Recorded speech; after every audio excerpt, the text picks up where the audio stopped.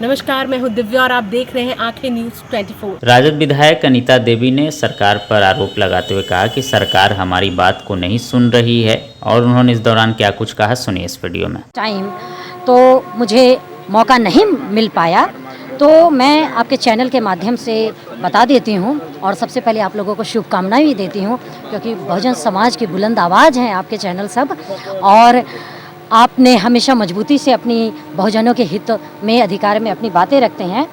मैं बता दूं कि बिहार राज्य में दिव्यांगों की संख्या, मेरा तारांकित प्रश्न जो था वो 23 लाख से अधिक है, परंतु दिव्यांगों की देखरेख, रोजगार, सुरक्षा एवं अन्य सुविधाएं प्रदान करवाने हेतु कोई आयोग अभी तक बिहार में गठित नहीं है।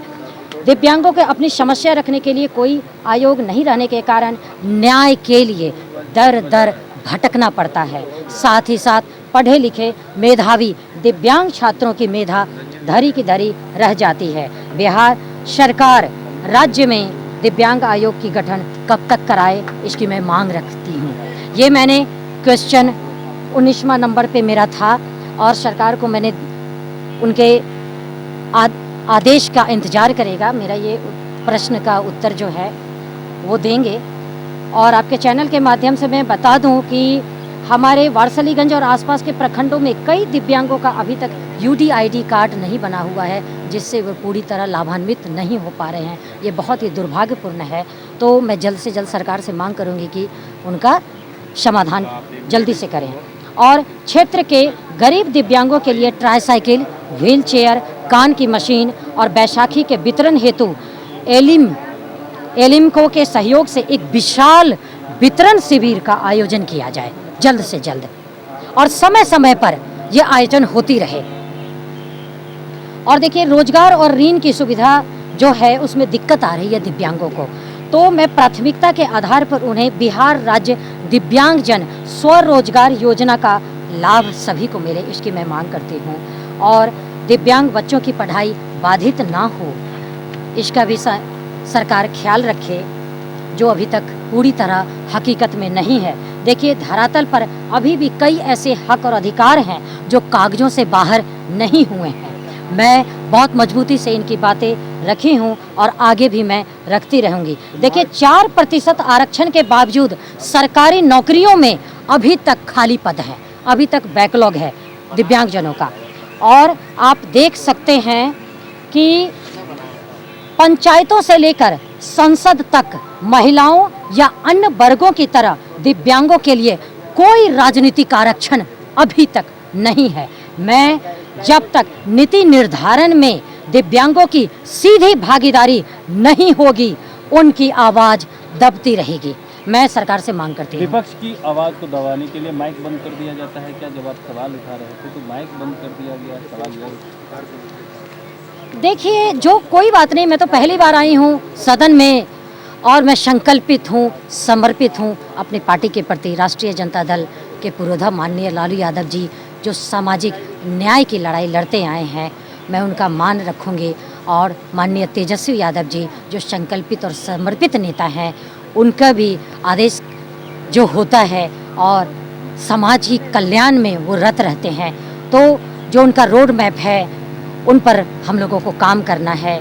उनकी अच्छी नीति है, उस पर काम करना है और जनहित में जो काम है वो सारे काम करना है। रोजगार चाहे वो युवा के लिए हो, चाहे वो माताओं बहनों बच्चों के लिए हो, विधवाओं के लिए हो, दिव्यांगजन के लिए हो, सभी के लिए। एक आखिरी सवाल है कि शराबबंदी कानून को लेकर के सवाल उठ रहे हैं, कह रहे शराबबंदी कानून सफल नहीं है, तो कांग्रेस को लोगों ने कहा खत्म कर दीजिए। आप लोग क्या चाहते हैं? देखिए, कई चैनल कई तरह से सवाल करते हैं और कई तरह की विपक्ष, कई लोग मेनी मैन मेनी माइंड और मेनी जो उनकी अपनी थॉट लेवल है उसके अनुसार अपनी अपनी बातें रखते हैं। एनीवे, कंक्लूसिव मैं अपनी इतनी ही सिर्फ बातें कहूँगी कि देखिए, जब सरकार कोई कानून लाती है तो वो जनहित में कानून होता है। तो जब वो कानून आपका सफल नहीं हुआ, जब वो कानून लागू होने के बाद भी, इम्प्लीमेंट होने के बाद भी वो कानून सफल नहीं हुआ, आप देख रहे हैं जो जिनको ज़रूरत होती है वो आराम से उनको उपलब्ध हो जा रही है शराब, तो कहाँ हुआ बंद? ये सफल कहाँ हुआ? और बताइए, जो गरीब हैं उनको आप हाजत में बंद कर देते हैं, हजारों की उनकी उगाही करते हैं, उन पर आप जानवरों की तरह व्यवहार करते हैं, तो ये क्या है? इतनी इस पर अगर आप कभी मौका देंगे और मुझे बोलने का मौका देंगे तो मैं घंटों बातें कर सकती हूँ, लॉजिकली, प्रैक्टिकली और विथ ऑल एविडेंसेस कि ये किस तरह से असफल है ये कानून। अब आप समझ सकते हैं कि मैं इतना ही कहूँगी कि आप लोग देख रहे हैं सफल ये कानून नहीं है और किस तरह से गरीब बंधुओं को ये प्रायोजित तरीके से सरकार और शासन पे प्रशासन के लोग, शासन और प्रशासन की मिली भगत से ये कानून लाया गया, उगाही का कानून। कि न्यूज़ 24 देखते रहिए, 24 आवर्स देखते रहिए और दुनिया की अच्छी और सच्ची खबरों से अवगत होते रहिए।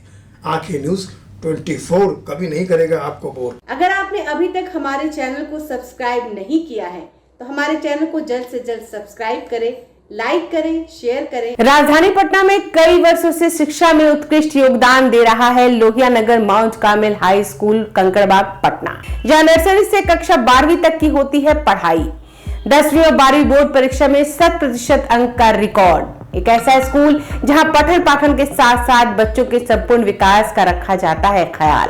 खेलकूद, सांस्कृतिक गतिविधि, मैथ ओलंपियाड, साइंस ओलंपियाड और बहुत कुछ।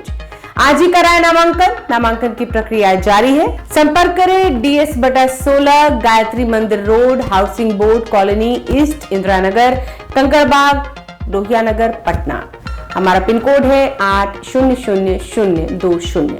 पटना में कई वर्षों से शिक्षा में अहम योगदान दे रहा है Gyansthali high school Alamganj Patna city, जहां 10वीं और 12वीं की बोर्ड परीक्षाओं में 100% अंक प्राप्त कर रहे हैं बच्चे। एक ऐसा स्कूल जहां न केवल होती है पढ़ाई बल्कि साथ ही साथ होती है कल्चरल एक्टिविटी, स्पोर्ट्स एक्टिविटी से जुड़े गेम्स, मैथ ओलंपियाड से लेकर साइंस ओलंपियाड, जहां बच्चों के लिए स्कूल कैंपस अत्याधुनिक सुविधाओं से लैस, छोटे बच्चों के लिए वाहन और ट्रांसपोर्ट की विशेष सुविधा। तो देर किस बात की, आज ही कराएं अपना नामांकन Gyansthali high school Alamganj Patna city में, जहां नामांकन की प्रक्रिया जारी है। संपर्क करें पुलिस चौकी Alamganj main road near Alamganj थाना, पटना, बिहार 800007।